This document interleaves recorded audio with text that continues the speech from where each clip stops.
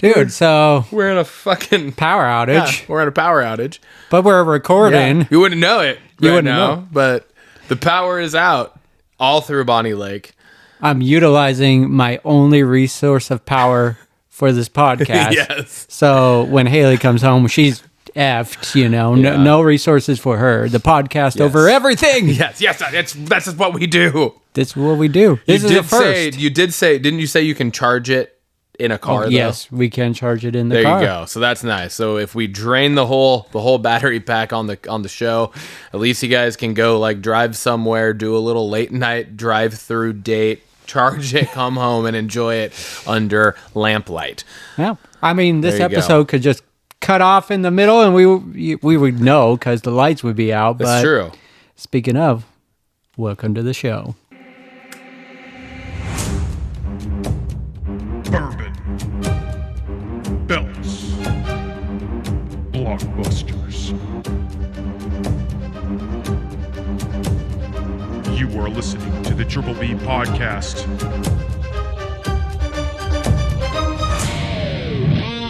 Let's fucking go. We're back. We're back. And we got a cocktail. A cocktail. Just a reminder, we switched things up. Yes. You're utilizing my bourbon to do a cocktail because you went hunting and I all. know. I had to go hunting. I didn't even get anything. I would have brought you some venison. I know. But I didn't have any. So What I'm the sorry. fuck? I came back empty-handed. I bought a bourbon, the Golden Espresso, in honor or like knowing I'm that going you to correct you. It's called the Gold Roast, the Gold Roast. not the Golden Espresso. Fact checking me. We don't even do that shit no more. Sabrina Carpenter over here. Tell us about this cocktail. Yeah, so I kind of just whipped this up. It's also not like I like fucking recreated the wheel to do this. I used 3 ingredients. So like this is a cocktail, but I literally looked it up and I was like, I can't just find a name for this. So I just dubbed it the Wake Up Call because I was like, that's solid. Granted, it is like 8:30 p.m. here. So it is what it is. But nonetheless, thought it would be a good morning cocktail if it's on a weekend and you're feeling a little boozy, but you want some coffee.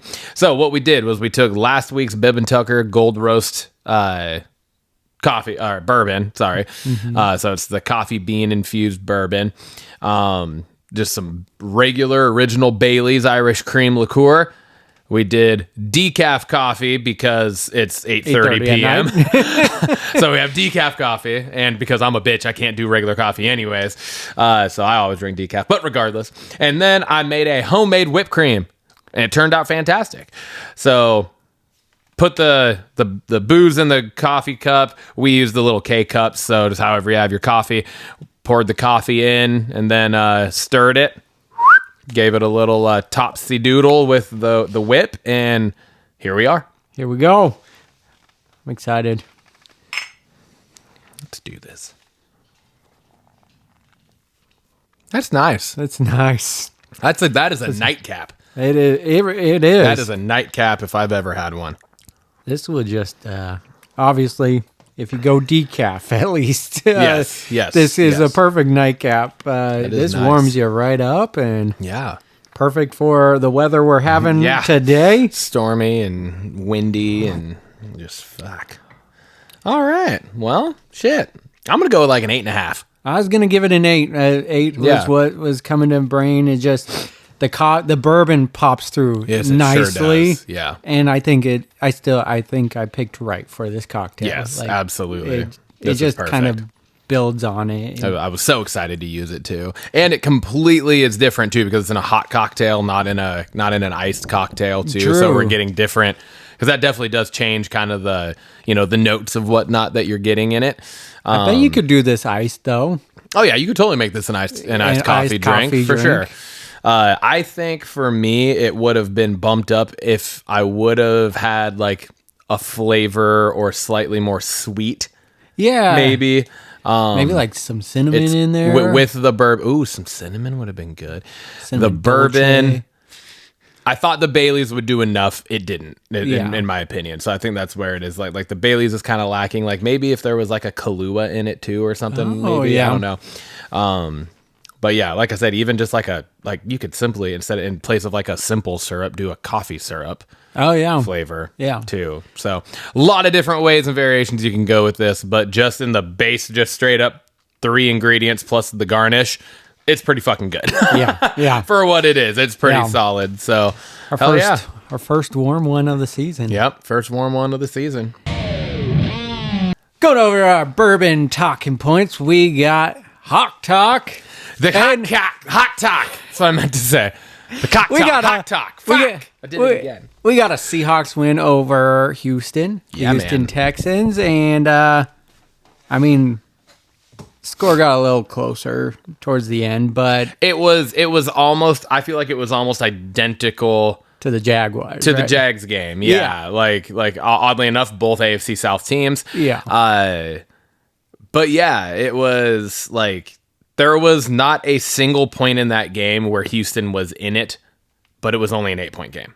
Yeah. And all of that came from our offense just fucking up and stalling. Yeah. And hurting themselves, right? And that's kind of how the Jags game was too. Like there was not a point in the Jags game where the Jags were in the game, even though it was an 8-point game. Yeah, exactly. Right. So, I mean, I think it's pretty wild to just think about we're 5-2.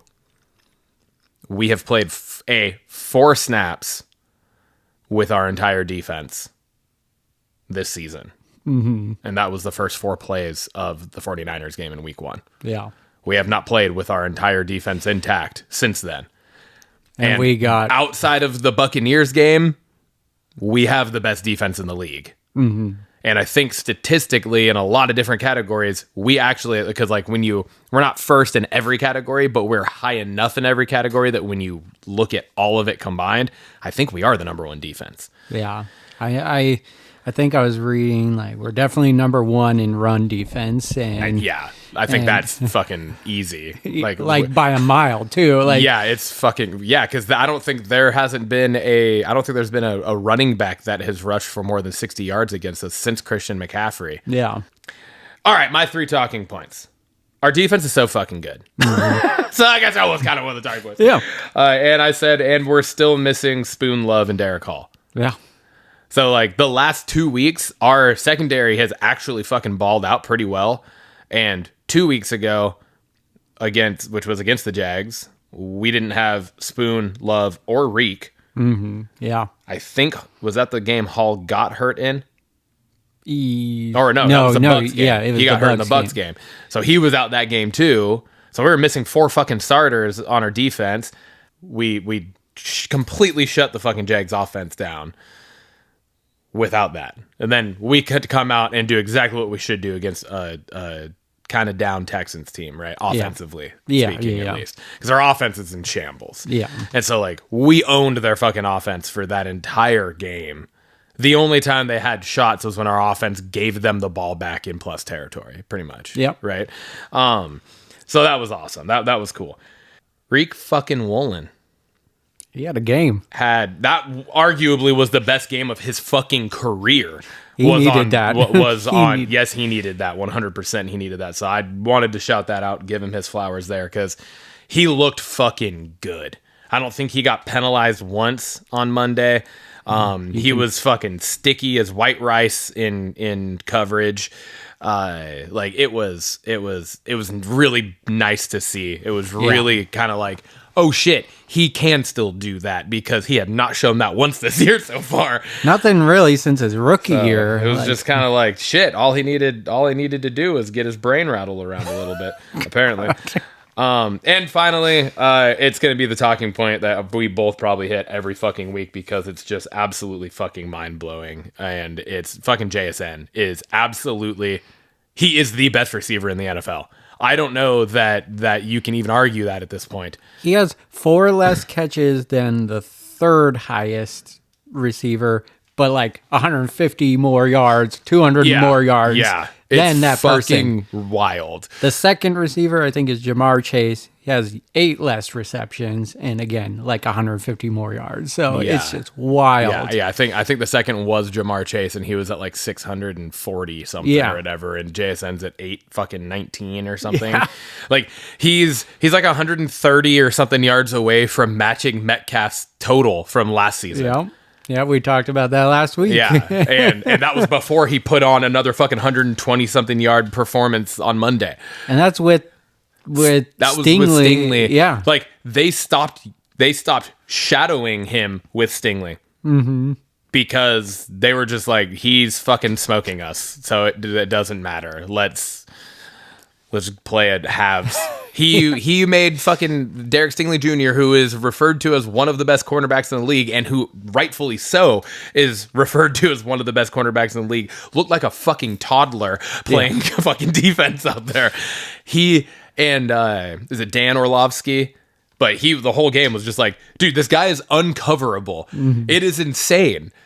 And you watch him, like, you replay, and you're just watching just the tiny, intricate things that he's doing on the field to shake guys is so fucking good, man. God, his touchdown was incredible. Just, he got between, I mean, the pass was great too. The pass was spot on. And that's another thing too, is like, you have Darnold, who is absolutely fucking balling out this year too for us. Mm-hmm. Like, absolutely balling out. Those are my 3. Yeah. I'm just like, super fucking awesome to know that we have not played a complete game yet, and we're fucking 5-2 going into our bye week, and we're getting 100% healthy after the bye week. Yeah, exactly. So I pretty much got the same talking points, -1. So defense was lights out. My next talking point is we got to fix our turnovers. We gave up 4 and still won the game. Yeah, but that's because our defense. The first time, I want to say it was like the first time ever, or the first time in like the last 30 years, or in the Super Bowl era or something, where they said like a team that is what, -3 in the turnover and margin still won the fucking game or whatever it was. Yeah. But defense balled out the whole game and didn't even give Texans a chance, really. Yeah. And then just to build off of JSN, because I did have JSN as a talking point, that slam dunk was picture perfect. I want that to be like a T-shirt. I want it. It could be the new NFL logo for like the Nike logo. Oh, yeah. But with Did JSN. You fucking see, though, that like somebody like posted it.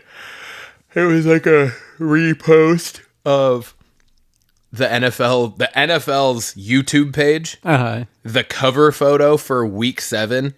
Oh yeah, was JSN dunking, but we got penalized. But they penalized him for that, and it's just like, what the fuck? I still don't understand that. But yeah, I mean, I think I would have enjoyed this game a little more had it not been right after Game 7. I know the ALCS. So I was a little depressed watching it, but it was nice to get a Seahawks win, and it was pretty dominant. How depressed would you have been if they both would have fucking lost? I know, right? So that's like, okay, so we got a bye week. So what is your focus point for bye week? I said, I think the number one thing is the OC needs to figure some stuff out. I think Clint Kubiak needs to kind of take this week as a mental reset, and stop trying to be so fucking cute with it. I said our D is great, but our O is too potent to continue to stall drives. Terrible play calls, conservative decisions. K9 is still splitting reps with Charbonnet, which is fucking stupid. It's stupid. Idiotic. Put fucking Ken Walker into the goddamn game. Mm-hmm. There's no reason for Charbonnet to be in the game unless it's like goal line situation where he can just power it through. But even then, Ken Walker is our fucking number 1 running back. He should be in the fucking game. All those things need to change. I think that's the main thing that we need to, the emphasis should be for the bye week, is outside of just making sure we get guys back and healthy. But it's Clint Kubiak. And that was my focus, is just get healthy. Like, get us all 100%, get everyone on the field. I didn't put that because Mike McDonald like already came out in Yeah, an he interview and said- said that like Hall, Spoon, and Love are all expected to be back after the bye, and Oos should be they should be activating him from IR. So I was like, those are the only fucking 4 people that matter. Yeah. Really. And then I did put a side thing. The trade deadline is November 4th, so by the time we put out the next episode, it'll be very close to the deadline. So I kind of wanted to just throw it out. Do you think there's anything we need to go get? Oh, 100%. Or do we stay put? It's the only glaring need on our team, and we need a fucking right guard. Yeah. We need Bradford to get rid of Anthony Bradford. Is absolute dog shit. He has Have you been seen his the entire plays career. that they've been it's showing? Fucking It's terrible. It's not a human. It's like a robot. It's a fucking robot that has a short circuit. Yeah. Like he's not there. It's the weirdest fucking thing. But yeah, I think that's the number one thing would be like, if we're going to make any move, Yeah. it's guard first. Go get a goddamn guard and shore up our offensive line, because I think that's the key. Yeah. You do that, our team is pretty fucking close to unstoppable. Yeah. If you have holes consistently being made for K9, Yeah. the K9 and JSN are going to fucking destroy this league. Yeah. That brings us to overdue. Belts! Ryan, what do you want to talk about? Well, holy shit. Holy shit. We had a fucking night on Raw. Yeah, we did. It was all around from pretty much top to bottom. It was a pretty goddamn good show. Mm-hmm. I thought it was pretty fucking solid. First thing, out the gate, Seth Rollins, no longer our world heavyweight champion, stripped. It's wild. It's Stripped. wild. Unfortunately, this is my only negative talking point here. Okay. That entire thing, I think all it did, maybe not all, but I think it was everything else was overwhelmingly, for me at least, completely distracted from. Disconnected? No, not disconnected. Here, let me reword this. Braun Breaker's promo completely overshadowed, I think, everything else that could have and was good about all of it. Mm-hmm. And I think it put a stain on everything, continuously just showing that he's not ready. He's not the dude. He's not there. Yeah. It's not him yet.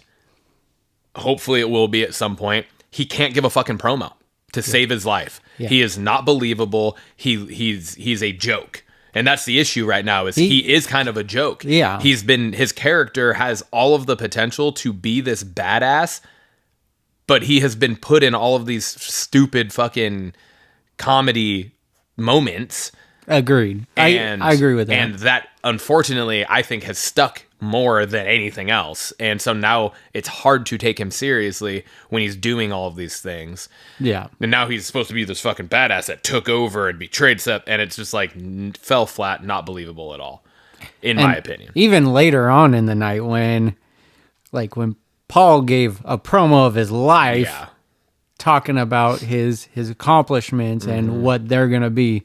And then just him talking afterwards kind of just took out of it. Like, I agree with you. I think Braun, For how absolutely he has everything in the ring. God fucking given talent in the ring, and just an absolute powerhouse and an animal. He's fantastic. And he has so much charisma in the ring. Everything in that whole realm takes a step back when he gets on the mic. Yeah. And It's almost like the big dog Roman Reigns, like originally. the original, like the big dog. The big dog. Yeah. When he was kind of like trying to goof around on the mic and everything, it just wasn't working. And I don't mind if we were eventually to get to something like that with Braun Breaker. I don't mind the backstage promo with Paul Heyman then, because Paul Heyman alluded to that. He said, who remembers the big dog Roman Reigns? Yeah. I turned him into the tribal chief. Yeah. It's like, okay, that makes sense, but it's still not working right now. Yeah. And like a promo for foreshadowing in the future is one thing. True. Right now, it's not coming across well. Yeah. And so I was actually hugely appreciative of Adam Pearce holding his fucking ground and being like, say please, and then Heyman says please, and he goes, no, and slams the door. I was like, thank you. Keep them out of this fucking thing, because I don't want... I mean, Bronson Reed would be one thing. He's at least good on the mic. But I also don't think he would be a believable world champion right now. No. Well, I mean, he did get the win over Roman Reigns. I know there was a lot of interference. Yes, but, yeah, he did. But that at least he has that going for him. He does.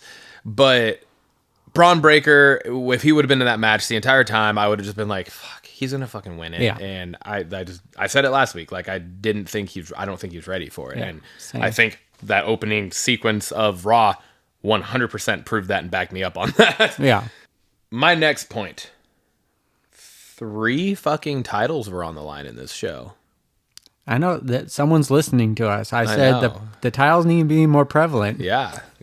Dom's the one that listened to you, Yep. because Dom brought it up last week to Adam He did. Pearce. Yes, he Why did. am I the only one fucking defending my titles around here? And he had a valid point, because him and Becky had been, but then even Becky hadn't defended it for a little bit. Yeah.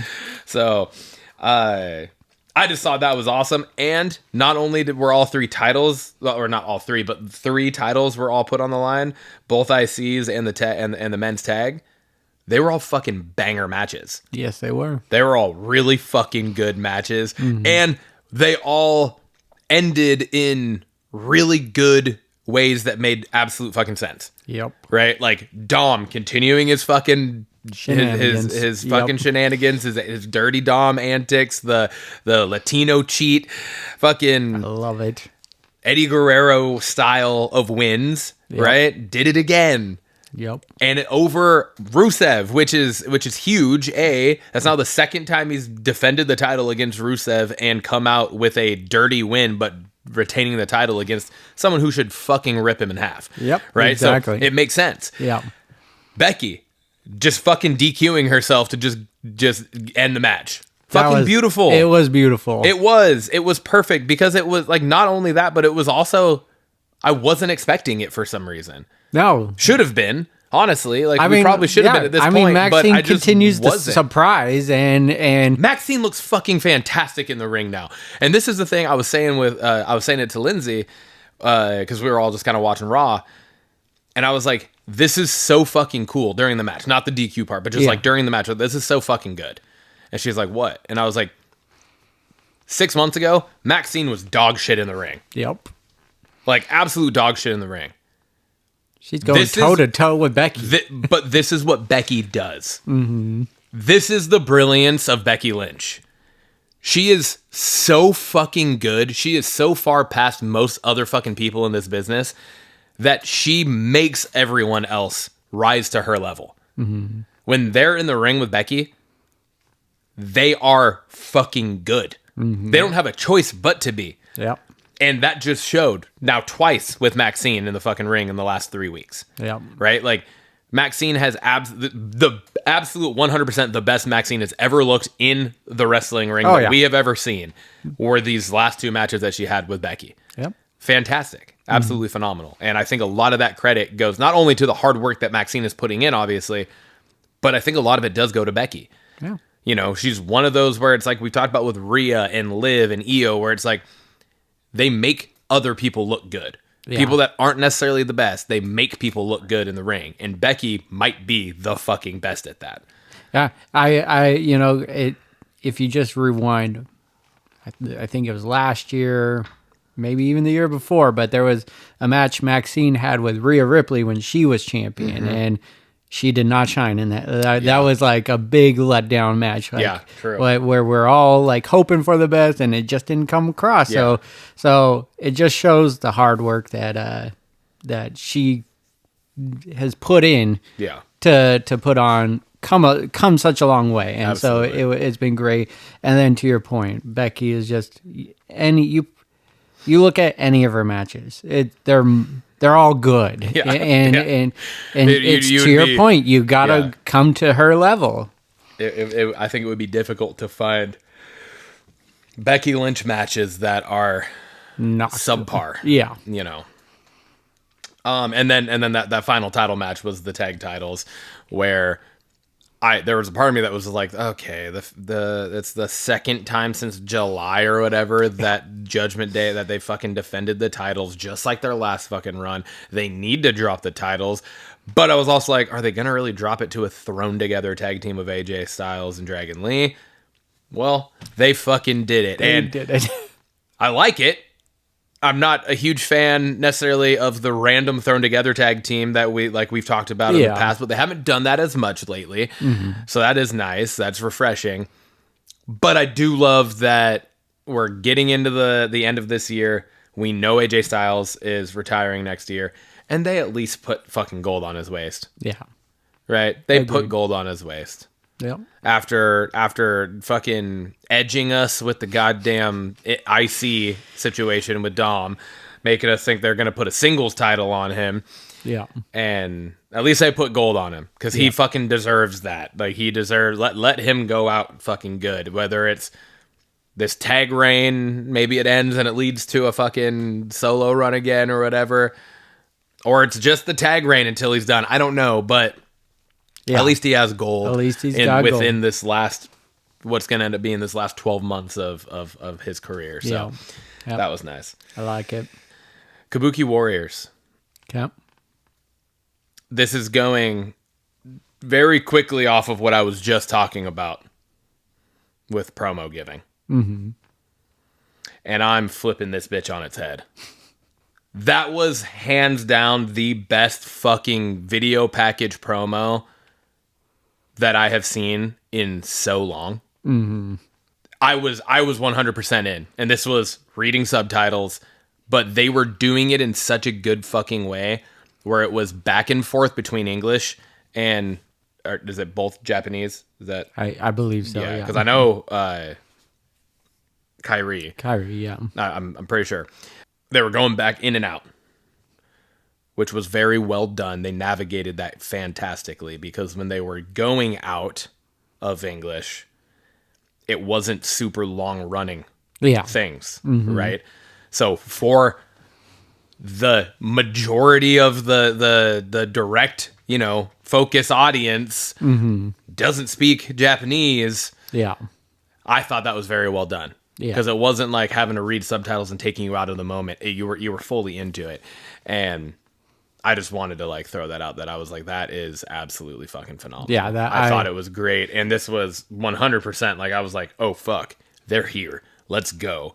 This just gave a shot in the arm to the women's tag division. I agree. I was going to Absolutely. say, I was like, this is the best Needed. the Kabuki Warriors has looked. Yeah. Like, they got something behind them now. They got good heel heat behind them and everything. And then and you promo got the full turn in Kyrie. Yes. Which was, I think that was the switch. That was what was needed. Yeah. Agreed. Agreed. And my banger of the night. I don't know where you think I'm going to go with this, but Stephanie Vaquer versus Roxanne Perez Yeah. was such a good fucking match. Yes, it was. I'm gonna say that up until a certain somebody came out, because you just know how I feel about her. But we don't need to talk about it. That part I was like, I'm good. I'm over it. Yeah.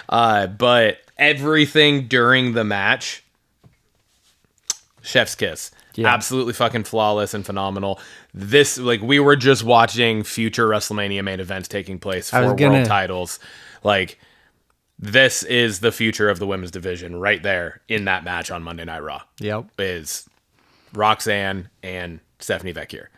So they're both so fucking young. They're both just getting into, if maybe not even yet their prime. You know what I mean? So fucking good. Yeah. I agree. I was thinking the same thing watching that match, and Roxanne Perez is so good in the ring too. It's wild. She is just so young, but she doesn't miss. And I mean, like Braun, I think she needs a little work on the mic still. Like, Yeah. she's good when she's a face. Like, her mic work is great. Haven't seen it. But, well, yeah, because you didn't watch NXT when she was there. But I haven't seen heel, it. She's been a heel since she came on. It just, I mean, yes, the whiny heel works, but I don't know. It for me, there's something missing from it. But her in ring is just on point, and to your point, that was what future WrestleManias are going to be. Is those two? So I loved it, and I'm like all of this and this just popped in my mind. It makes me so much more excited for Liv to return. Oh yeah, because the Liv Roxy feud is going to be so it has potential to be better than the Liv and Rhea. Yeah, but it's going to be the exact opposite. Yeah. Right. It's going to be like Liv's going to be the Rhea now because Roxy, they're still planting all these seeds of Roxanne being like, oh, super trying to cozy up with Dom type of thing. Yeah. Like, yeah. What about you, man? You got SmackDown. You got the old Smack It Down. The old Smack It Down. Let's see which way I'm going with this. I want to be supportive of the MFTs. I do. And I know you've talked, you're over them, and this match didn't do it for, like, I was sold on the face paint and what they've been doing the past couple of weeks. This match, the crowd wasn't into it. They were not until Rey Fenix started getting his high flying going. That match was a complete dud. And yeah, look at who the fuck's in the match. It's literally seriously, think about it. It's 4 dudes they haven't done jack shit with. Yeah. So like and that's just straight up. That's what it is. It's true. They have absolutely fumbled Rey Fenix being here. Him and Penta not being on the same fucking show as the tag team is fucking idiotic. Don't even get me started. Bring with Rey that. Fenix to fucking Raw and have him and Penta team up and be a part of the men's fucking Are the brothers tag team mad division. at each other? Is I that know, like what's going on? Like a weird blood feud there. I was like literally a blood feud. And then you have Shinsuke, who it's fucking Shinsuke right now. He has been useless as a character for a long time now. Mm-hmm. Since he went fucking heel with the really weird fucking bullshit that was going on there. He hasn't done anything. And so he all of a sudden comes back up, creeps in the background a little bit, loses a fucking US Open Challenge match, gets attacked. And now we're in a tag team match against the MFTs, who I digress. Yeah, we've already had that talking point countless times. So they need to do some and then to not have the Wyatt Six at all, like interact with what direction are we going here? So something big needs to happen with the MFTs if they want to push this group. If they're just going to keep pushing them the way they're doing, it's not going to work. And I want it to work out. I do. I really do.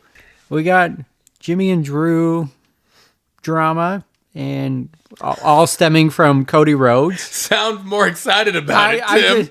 I like it. I like it for Jimmy. Okay. Yes, and sure. We got our next title match, Cody Rhodes, Drew. At Saturday night's main event. But I think Jimmy just going on the attack and showing his aggressive side. I really like it.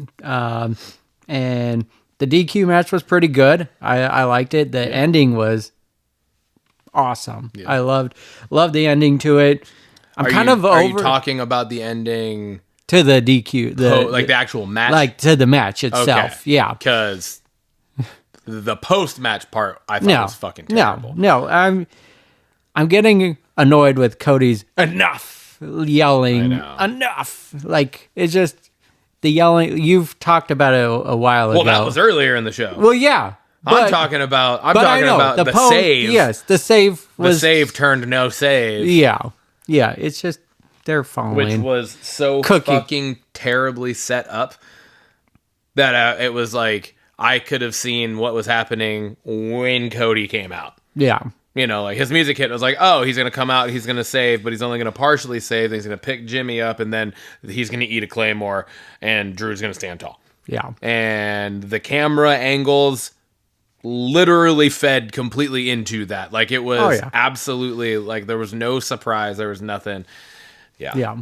But yeah, I'm real quick. I'm jumping a little bit ahead here. I'm partially doing my Saturday night's main event prediction for next weekend. If Drew McIntyre does not win the fucking title off Cody and take it from Cody, I will be so mad. Mm-hmm. Cody's run's over. It's done. It's boring now at this point because it's the same, exactly what you just said. It's just him fucking screaming into a microphone at this point. Yeah. All of the actual interesting shit about it has happened. It's done. Mm. They need to put it on Drew. They need to put it on Drew, and they need to actually let Drew have a run. Like, actually be a fucking... Because he's the best heel in the fucking company. Yeah. And let him actually go on a tear. Yeah. That's what needs to happen. Yeah. Sorry. I kind of hijacked your talking point. Yeah. I get emotional about it, Tim. Yes, you do. Fuck! All right. U.S. Open Challenge continues. Yeah. Ilya Dragunov continues. He gave a pretty fiery promo. I liked it. Yeah. Aleister Black comes out. Mm-hmm. I knew this match was going to be a banger. And it was. Yeah. Up until DQ finish because they cannot let anyone lose. Yeah.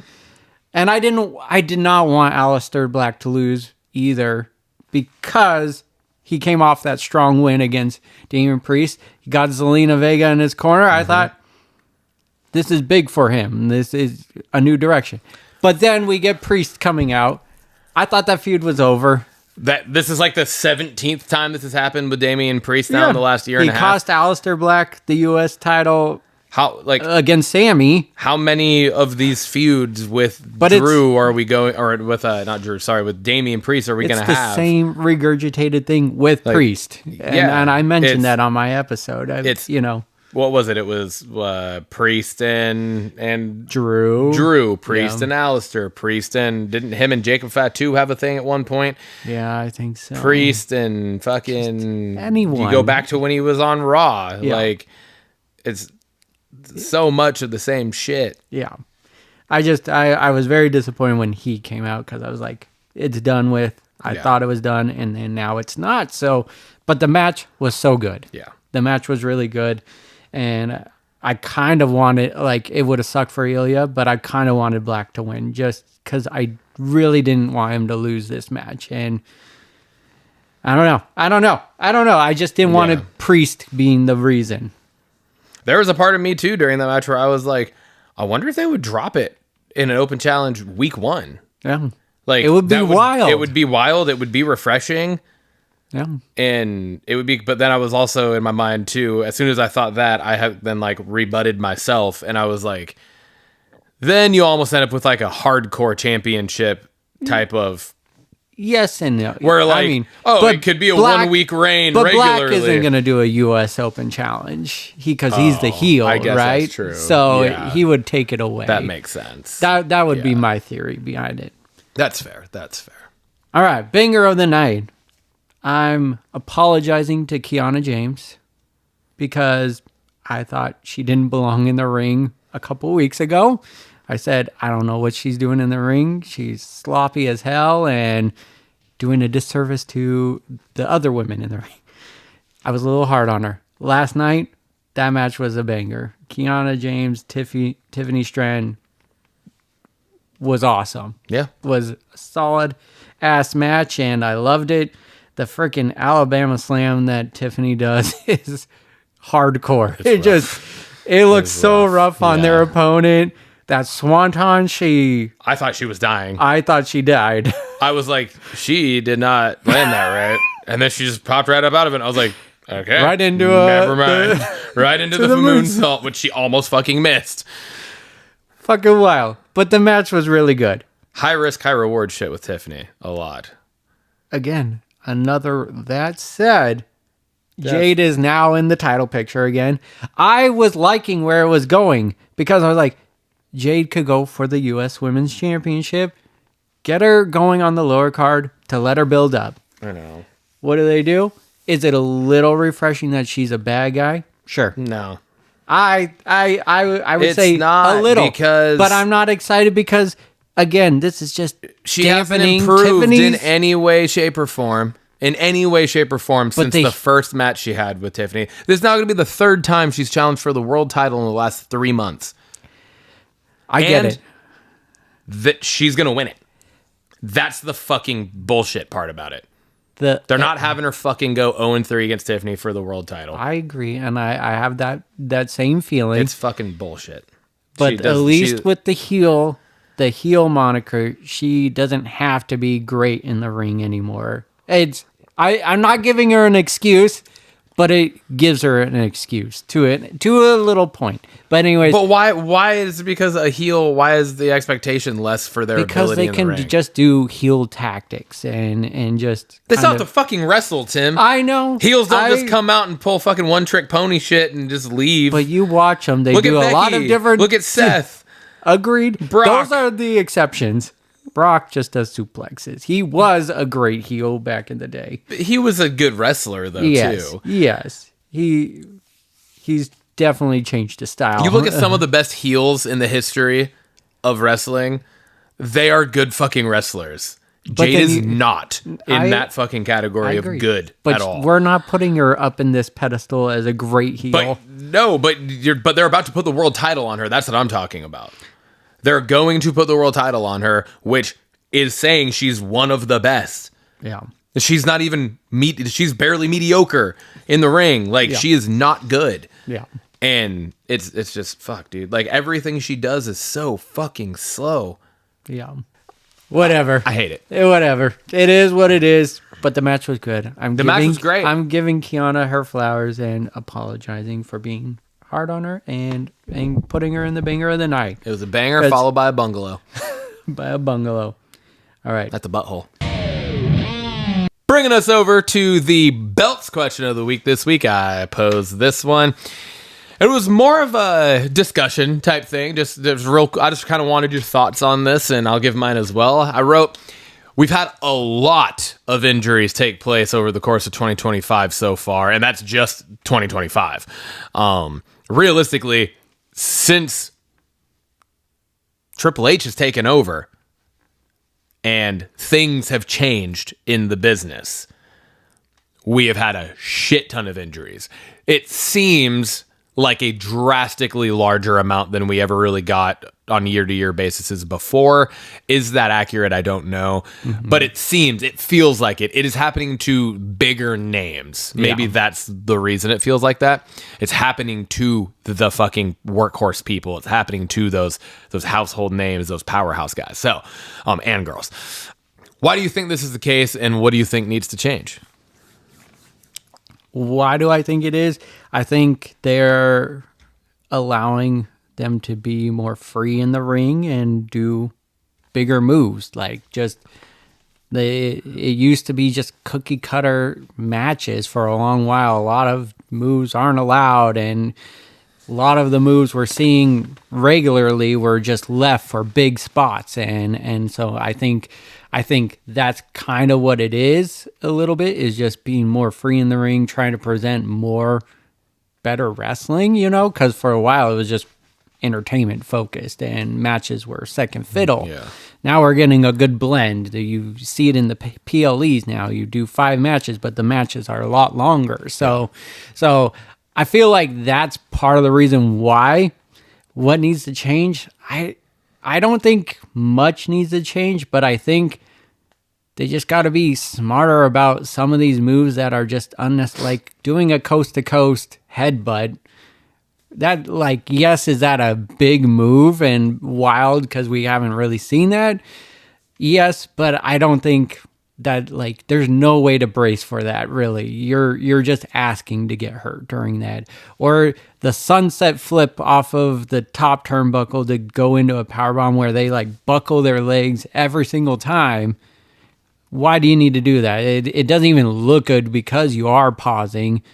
And every time I see them, I'm like grimacing, like there goes an ACL, and whatnot. And so I think they just need to be picking picking their spots and maybe not going full spectacle. Like, Yeah. be smart about the spectacle moves and whatnot. But I do like the extra focus in the ring.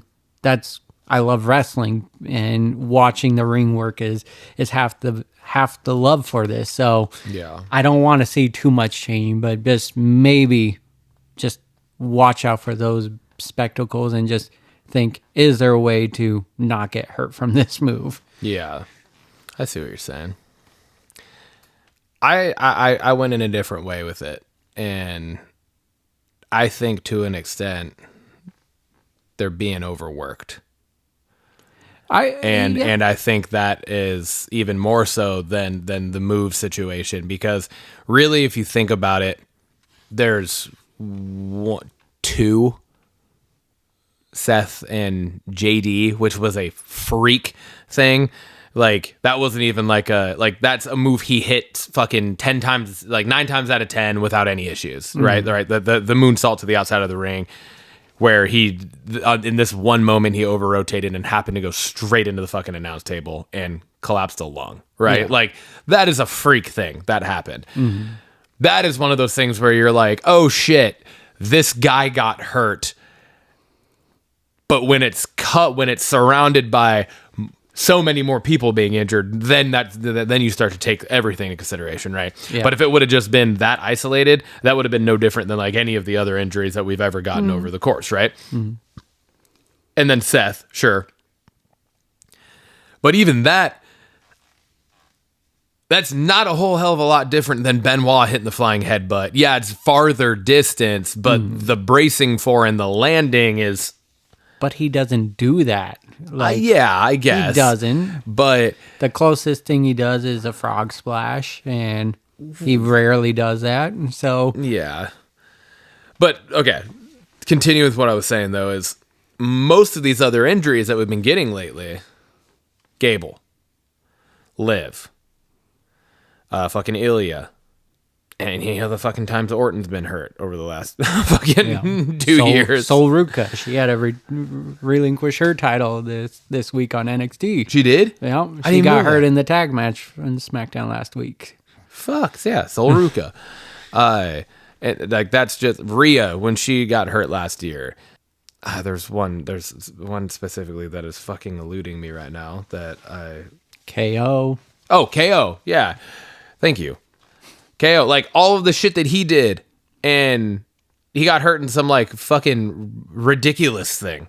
Like, it wasn't even in the fucking crazy ass ladder match he had. Yeah. Right? He got hurt like kind of randomly. Yeah. Right?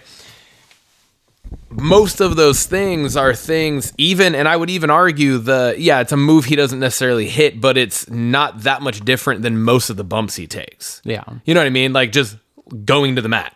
Right? It's very similar to the idea and the concept of Liv getting the fucking drop toe takedown thing or whatever the fuck it was, and she hits the mat. Yeah. I think the biggest issue is they are not being allotted the adequate amount of time to actually for their bodies to recover from certain things, and so their bodies are weaker, and so when they're doing certain things, Rhea getting pushed into a wall last year and fucking up her shoulder, that is no different than getting fucking Irish whipped into the fucking barricade outside. Yeah. You know what I mean? Yeah. Or it's going fucking shoulder straight into the fucking, the turnbuckle, the post, right? The ring post, any of that stuff. Like, it's no different, but I feel like with the drastic increase of live events, PLEs, and like the televised shows and everything that they have, the amount that they are showing up at, like, some of these bigger names too, showing up on NXT and wrestling on NXT, like they're wrestling potentially fucking 4 times in a week. Yeah. Not counting live events that aren't televised. Yeah. You know what I mean? So I just feel like there's to an extent, I mean, dude, it's like every fucking 2 weeks we're having a fucking show on Saturdays now. Yeah. It's fucking ridiculous. It's too much, in all honesty. Like, it's too much. And I think that's a bigger reason, or a bigger component of what is leading to some of these injuries, because I don't feel like we've ever had a situation where we've had this many main roster name people, like big people, injured all at the same fucking time. Yeah. Like this. Yeah, true. I think you got a point. I think because we kind of complain, it's just they're not rotating anyone in. It's just It's the same leaning fucking on people. Cody, leaning on Yeah. on Seth, leaning on Kate, they're just leaning on the bigger names instead of letting someone come up and have a one-off match. At least they're doing that with Maxie now and whatnot. Yeah. So I agree with that. I think it's just they're leaning too heavily on them and not giving enough rotation in there.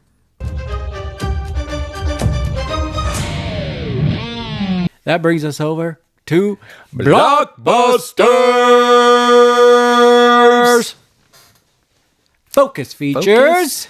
Ryan, Features. you got this one? I did. I put this on here. It's Crime 101. The synopsis for this is: set against the sun-bleached grid of Los Angeles, the movie weaves the tale of an elusive thief whose high-stakes heists unfolding along the iconic 101 freeway have mystified police.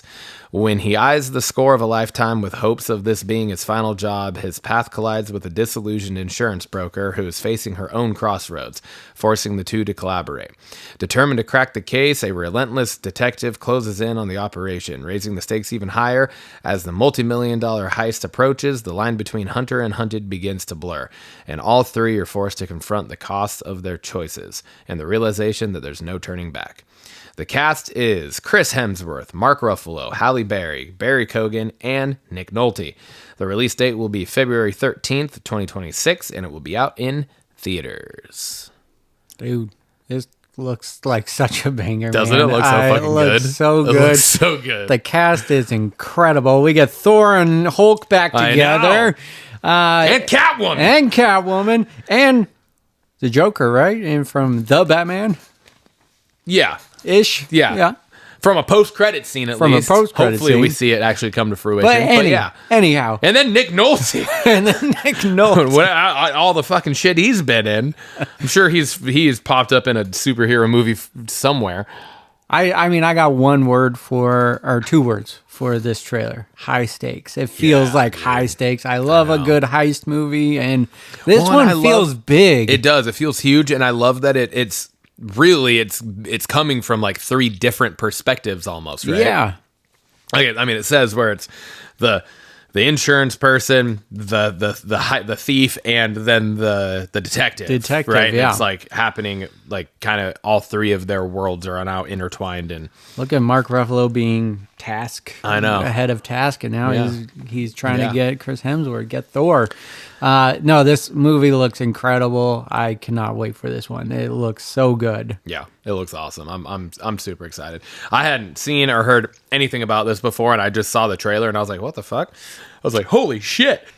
The Beast in Me. It's been a while since we've had a series in the Focus features and just in general series. Yeah. It's been a minute, but here we go. We almost had two. The Beast in Me. Grief-stricken and desperate for purpose, Aggie Wiggs becomes entangled with Niall Jarvis, a man once accused of murder. Obsession turns toxic. Danger creeps closer. The Beast in Me is a dark and twisting new series that asks, when you chase a monster, what do you become? Cast is Claire Danes, Matthew Reeves, and Brittany Snow. And the release date is going to be November 13th of this year, and it's coming out on Netflix. I have one word for this one. Baggage. All these motherfuckers got some goddamn baggage, and you see some things and you don't really know.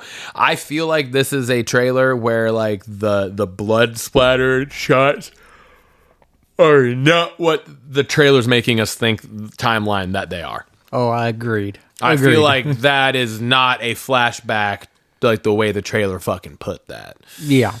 You know what I mean? Yeah. So this looks fucking wild too, dude. This looks so good. This is definitely one where this is a series that I'm going to be able to get behind. Yeah, and you don't know where it's coming from. Is it going to be from Claire Danes' side, or is it Matthew Reeves, or both of them? And you don't know. I don't know. It just looks wild. There's like a mystery to it, or I'm just always a dive into madness. And Yep. And I'm always down for Brittany Snow to be on my screen. Yeah. She's been like a Netflix queen as of late. She's been on everything Netflix. Yeah. But I'm good with it. I'm super excited for this show. I heard nothing. Another one I've heard nothing about, but trailer came up this week, and I was like, yes. Mm-hmm. I'd like seen the title in a couple things, but I had never like really clicked on it or read anything about it. And so I'm happy you put this on because I didn't know anything about it. I had just seen the title before. Yeah. Like to the point, I'd seen it so many times that when you put this on, I was like, did we talk about this? I was like, because I've definitely like seen that title before. Yeah. But then I was like, yep, nope, we have not talked about this. Yeah. What's in the news, Ryan? First up, what's in the news? I have a cool connection. It wasn't an actual timeout. Okay. That was just what I did. I have kind of a cool connection to our show and my work.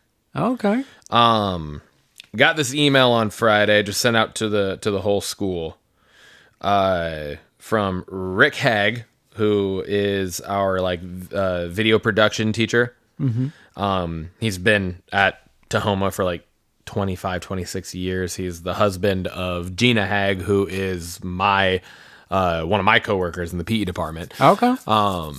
She was our former department head.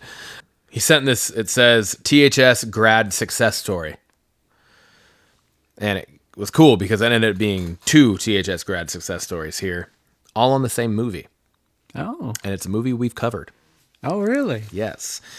So it says, the email said, so impressed with the determination and grit of this man. Brett has been giving back to our program for years. He sits on the CTE advisory committee and regularly comes in and chats with students at like from Tahoma when they do their Hollywood trip. The video production students, they go to Hollywood every year. Mm-hmm. And they like, you know, whatever the fuck they do there. I don't know all the ins and outs of it, but they go to fucking Hollywood. Like, that's pretty fucking dope for VidPro, right? Yeah. And his most recent movie, Shelby Oaks. I really want to go see that. So this guy, his name is Brett Bachman. Mm-hmm. He's like a video editor of some form or something, and he was brought in. It says he was brought on to help cut in new footage for the new horror movie Shelby Oaks. So his name is credited on the movie. Hell yeah. He's a former THS grad. And then he sent another email and said, oh, I forgot to mention, Shelby Oaks was produced by Paper Street Pictures based out of Austin, Texas, co-founded by Tahoma grad Alex Uding. No shit. Says, how cool that 20 years later, these guys got the opportunity to work together again. Wild. That's awesome. Yeah. I just thought that was pretty sweet. That is really cool. I never had them, obviously. They graduated, 20 fucking years ago or whatever. And you're only 20. Yeah. I'm just kidding. So, but still, I just thought it was kind of cool that I was like, oh shit, we covered that movie on here. Yeah. And I think that was your focus feature for that was just a few weeks ago too. Yeah. But it just came out on Friday. And I rewatched the trailer again for it just when I was driving around today. I was just like, fuck, that looks wild. Yeah, it does. Yeah, that would be definitely worth seeing in theaters for sure. But anyways, I just thought that was kind of cool. That is super cool. So I thought that was a cool news talking point. The next one up is we got the international trailer for Predator Badlands. Fucking looks wild. God damn, man. I don't even know how they keep adding more to these trailers. Like, I don't know what's going to be left of the movie. Hopefully that's not the case. Yeah. But that's just how the trailer feels though, is you're just like, I feel like we're watching the movie in these trailers because it's so fucking good. Yeah. And like, I'm sure that's not actually going to be the case. Like it looks like it's going to be a very good movie. I'm just excited that like they went a new direction with Predator, with Prey, and then this movie. Like Prey was the new direction. Yeah. And then now this is a completely this is Predator in reverse. Yeah. Almost, yeah. right? Like this is like Predator gets dropped in and now Predator is being predatored. Yeah. It's just like, what's going on? Yeah. But it looks great. I like the new direction. And we're getting a lot of different fucking species of things keep popping up in all the different trailers. It looks fucking insane. Wild, man. I like it. It's like Predator meets alien dinosaur hybrid. Yeah. Like it's like Jurassic Park fucked the Alien franchise, and then we dropped Predator into the land of their children type of thing. 100% what he said. Yeah. Next up, we have Malice. This is why I said we almost had 2 series on Focus Features this week, because I almost put this on. It was like the one that I kind of had locked and loaded, and then I saw Crime 101, and I was like, ooh, that looks too fucking good. Yes. It beat it just barely for me, but this looks fantastic. The trailer for this looks wild too. Yeah, I think it kind of turns the genre on the head. You usually, because it's like an obsessed guy with this family and causing some mayhem throughout it, and usually we see this like in female form. Yeah, true. Right. Yeah, you know, like for sure. It's like I keep thinking there was the Ali Larter Beyonce Knowles movie. I think it's called Obsession. Obsessed. Yeah, Obsessed. I think it was Obsessed. Yeah, and I'm sure you have it. I'm sure I do.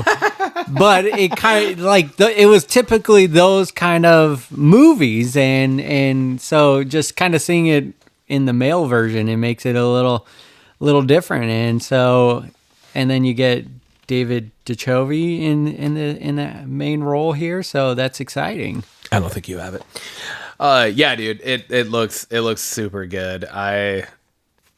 You kind of know what's happening, like with the premise of it, like the synopsis of it, and then in the trailer. But also at the same time, I'm like, I feel like we're gonna get swerved. Yeah, no, right? 100%. I feel like we're gonna get swerved, and like things aren't necessarily exactly as they seem. So especially with like the closing scene when he's like, "What's the worst thing you've ever done?" and he's like, "Shh." Yeah, like, yeah, right. I was like, "There's gonna be twists of some sort." Yeah, there's gonna be twists for so sure. yeah. All right, we got a new twist on A Christmas Carol, and Ty West is at the head of this. Who he's done Pearl, Maxine, X. He's known for in like the horror world, doing things, but he's also done like episodes of Grey's Anatomy and stuff. So well-known director. But Johnny Depp is being cast as Ebenezer Scrooge, and it is being said that it's taking Christmas Carol in a dark direction is what it was. It's the perfect story to take into a dark direction. Yes, 100%. Like 100% a perfect story to take into it. But when you said that he's like known kind of more in the horror world, I was like, well, that's the fucking perfect goddamn story to take into the horror world. I think that's perfect. Yeah, and Johnny Depp just taking on like another, like one of those iconic roles, like Ebenezer Scrooge, like an iconic character, I should say. It's just perfect fitting. He always fits into those kind of roles perfectly. So I'm excited for that. I was excited to see that come across my feed. But before we jump to the next one, just because you saying that reminded me of an article I read. It was by the director. It was an interview with the director of A Nightmare on Elm Street 3. Oh, okay, yeah. I forget the guy's name, but he was talking about like the idea of him potentially ever doing a new Friday the 13th, Nightmare on Elm Street movie, and who he would want to play Freddy and all that. And he obviously the first he said was Robert Englund would be the go-to, but if Robert couldn't, then like who in that case? And Jim Carrey is the name that popped up as playing Freddy Krueger. And I was like, holy fucking shit, that would be fantastic. It would be so good. Because it would be, and he said like it would obviously have to be in a complete like reinvention of it, and everything would have to be different. Yeah. They couldn't just be like, oh, it's just another one in the line, right? They would have to be like a reinvention of it, but that would be wild. That would be wild. That would be absolutely wild. So just you talking about Johnny Depp being cast as one of those iconic characters in this darker role, like that just made me. I was like, oh yeah, that's right. I read that, so I want to throw that out. That would be wild. Is that actually a thing? No, but it would be so cool. But I just thought the interview was like a good talking point. Interview is news, so yeah. I like it. Next up, we get finally the official trailer of Pluribus, which also doesn't give away a lot either. Still don't know what the fuck the show's about, but I'm still loving the marketing on this because I feel like it's like a fucking like a Matrix meets something. Yeah. Like, right? Like Pleasantville or Truman Show. Yeah, kind of like that. There's Speaking of Jim something Carrey. weird or like a fucking Westworld. Oh, That yeah, show, yeah. That kind of thing where there's like the reality that we're going to initially see is not actual reality, and it's like some form of simulation type thing, right? I'm very interested. I'm very intrigued in this, and that is saying a lot because these trailers they've been putting out have been absolutely enticing with absolutely zero fucking anything. Yeah. Right? It's like that's all credit to the fucking directors of these trailers because holy shit, man. There's a lot of excitement that what I've seen online for this show and for how little they've given away. This is the third time we're talking about it on the show. So Might be the fourth time. yeah. Because weren't there 3 trailers? Weren't there 3? Well, we talked about it. Me and you talked about it, and we talked about those 3 trailers. And then I followed up another on my solo episode about it because there was another like little quick teaser. Well, we talked about it twice on the show. Okay. Well, then, yeah. Because it was the initial time, and then we had the time where we talked about the 3 trailers. There was the initial, the 3 trailers. You talked about it once solo, and now we're talking about it the 4th time on here. Yeah. We know nothing about it. It's wild, and I'm so excited for it. So it looks great. It's right around the corner. I think November 3rd is when it's debuting. So that brings us over to our special segment of the show. We got our October Bingecap. Ryan, what have you been watching this month? Brosif, not a lot of titles, but only one movie. Oh, no, I guess, okay. 3 movies. You watched Superman. Well, okay, yeah, that's true. There you go. I never remember to put, I guess 3 movies because Frozen 1 and 2 is on repeat in my house. I didn't put Superman on here. I always forget to put the ones that we do for the show, but that is part of it. So Superman too. Okay, so Special Forces. Oh, okay. Do you know what that is? It's like the show, the celebrity game show kind of thing, right? It's not a game show. It's like they all like sign up for this or whatever, and it's to go through the actual like Special Forces selection process. Mm-hmm. And how much of it is fully like exactly what they do, I don't know. How much of it is a little bit more dramatized and stuff like that, I'm not sure. Or how maybe some of it's even lesser on them than they actually do. I don't know. But they are going through a form of selection process for Special Forces, and it's like they're all getting paid for this the same amount regardless of whether they get out day 1 or they make it the whole way through. Oh, damn. Right? So there's no like you get $1 million for your charity because they're all celebrities of some form, right? Yeah. All different levels for sure, but they're all like they get paid for it regardless. It's really just like a mental and physical grit to see like how far you can make it type of thing. Yeah. Being a celebrity who they're not having to fight or work all that hard for a lot of stuff at some point in their life now. Most of them are like Golden Tate and Cam Newton were on season 3. Yeah. Right. Where it's like, you guys are pretty well off as long as you were smart with your finances, I guess. Yeah. But you were doing okay. The show's pretty fucking cool. Like, I was gripped. Lindsay watched season 2 when I was hunting, and then like the night, Wednesday or Thursday night or whatever night I ran that week, I was getting ready to go on a run, and I was like walking out the door like, what is she watching? I gotta go on a run, but I want to know what the fuck's happening because I was gripped within the first few minutes of it. Yeah, and she was like, I'll just go on your run. I'll pause it. We can watch it when you get back. She's like, I got to get some stuff done anyways. And then we watched the whole season 3. We're going to jump back because none of us have watched season 1 yet. And then season 4 is airing right now. So It's pretty good. Nice. I would definitely recommend checking it out. We're on Dancing with the Stars weekly. We're one episode behind right now. So yeah, we got to catch up there. But Only Murders in the Building, again, same. We're one episode behind. Me being gone for hunting put us a week behind on everything. Frozen 1 and 2, like I said, on repeat in our house. That was like half of the stuff Lainey got for her birthday party today was Frozen related.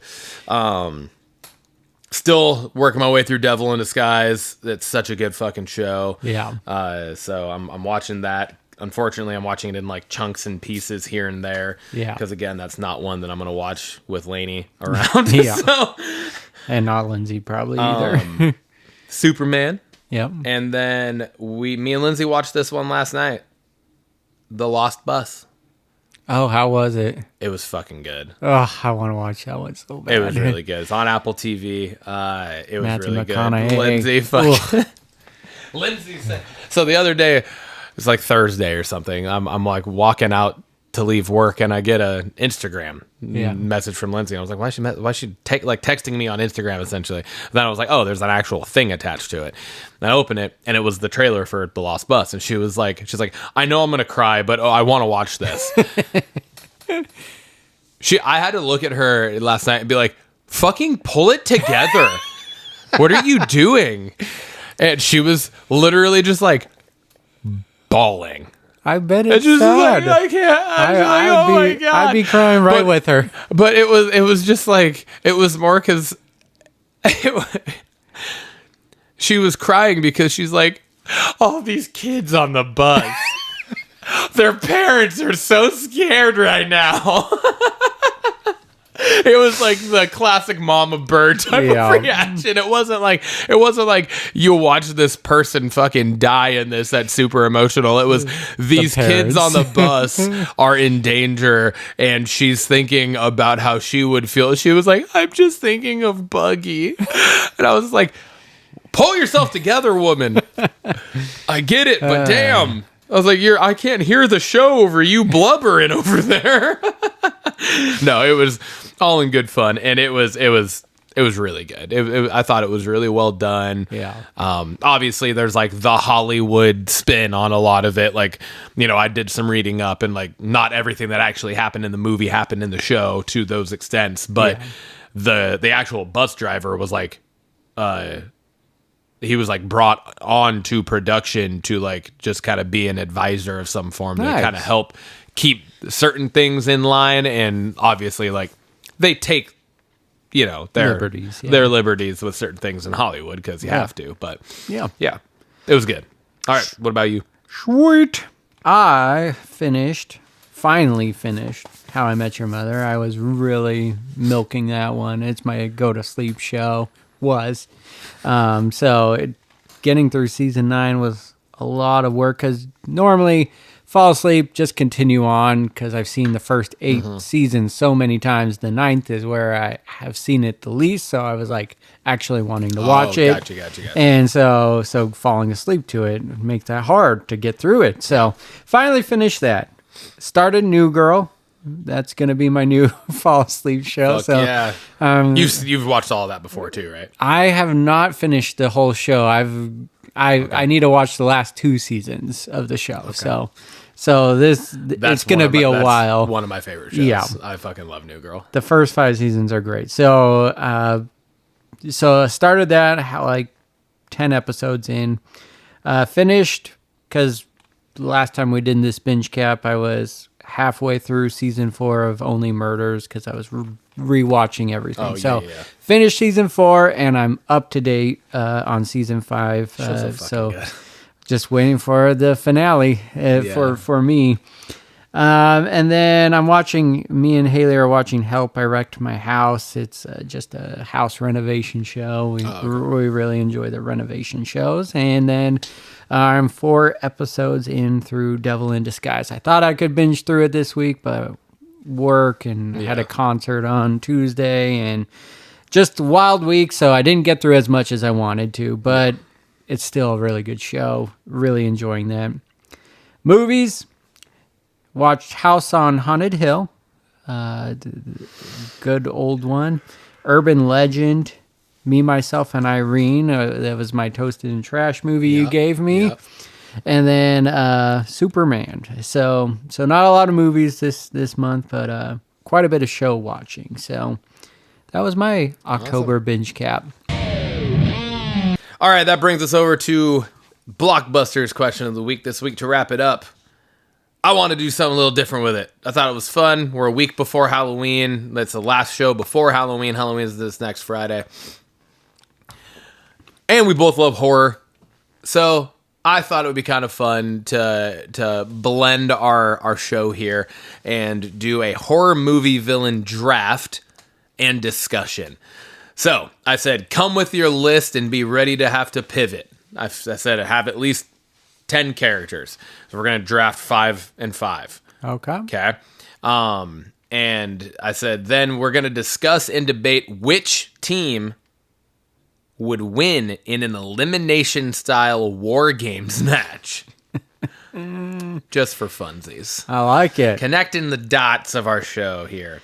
Okay. So, should we just do a sudden death rock paper scissors for who gets pick one? Sure. All right. So on like rock paper scissors shoot.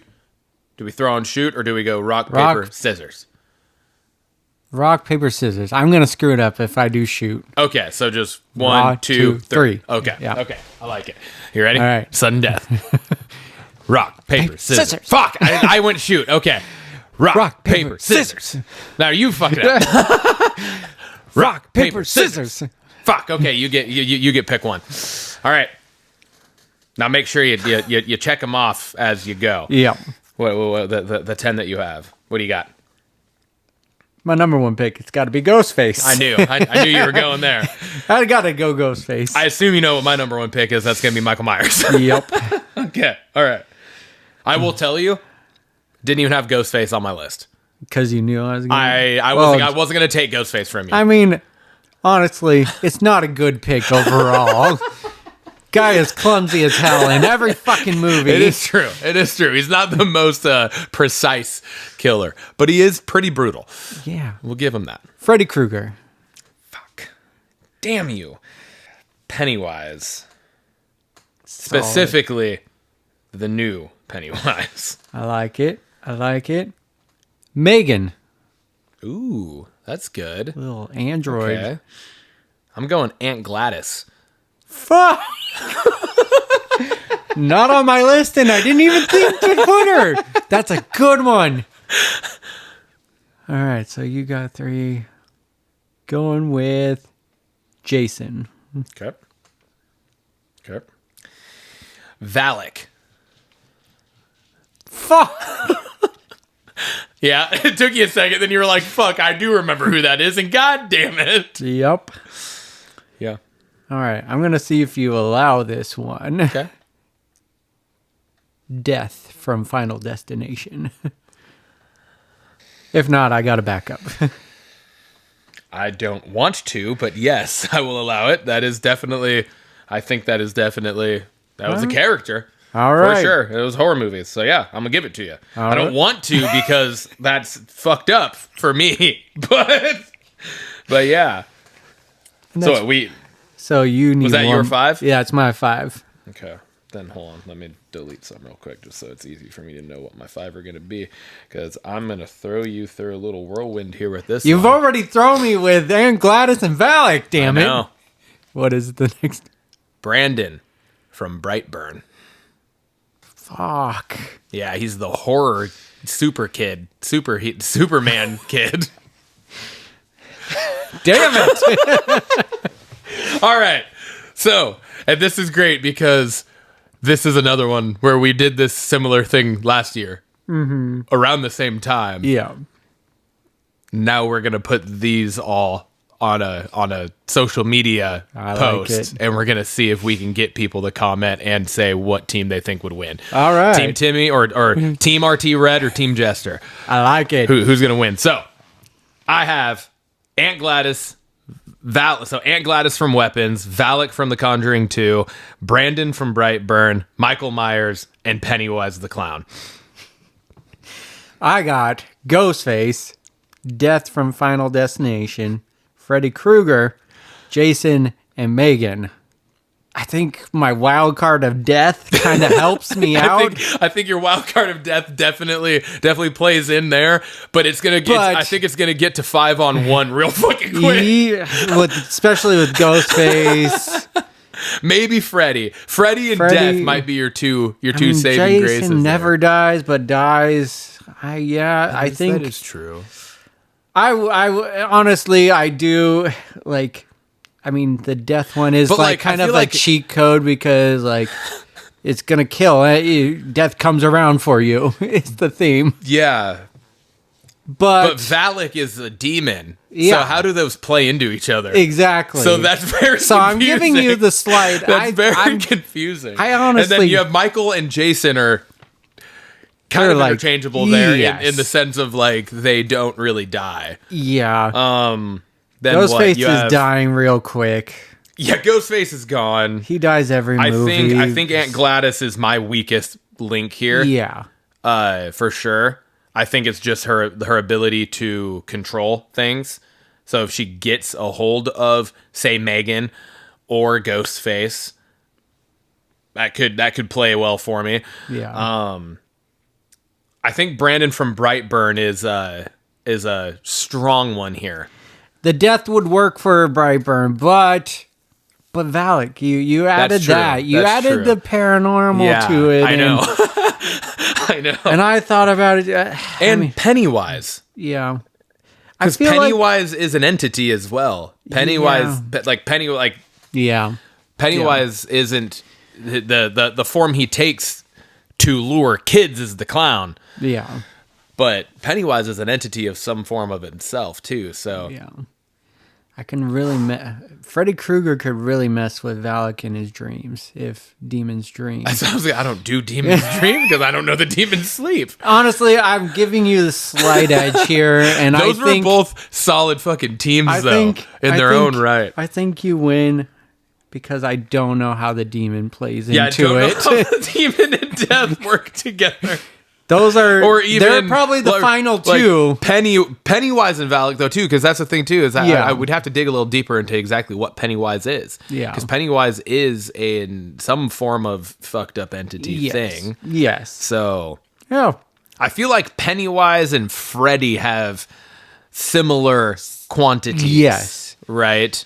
Pennywise attacks the day, but like similar things to Freddy. Yeah, it's like the Freddy's day, but it also dreams. seems like it's like a daydreaming type of thing. I think Megan can fuck shit up, but also is a robot, so could be messed up. Ghostface is honestly just my weakest one and really fucks things up for me. So yeah, I would love to know what our audience knows. That's gonna be a fun one, I think. Yeah, especially now that like we do get more fan interaction. Yeah. So. All right, man. Hell yeah. Episode 73. Yeah, dude. Thanks for tuning into the Triple B podcast. Happy Halloween to y'all. Let's go. Oh, that was curdled. Yes, it was. Let's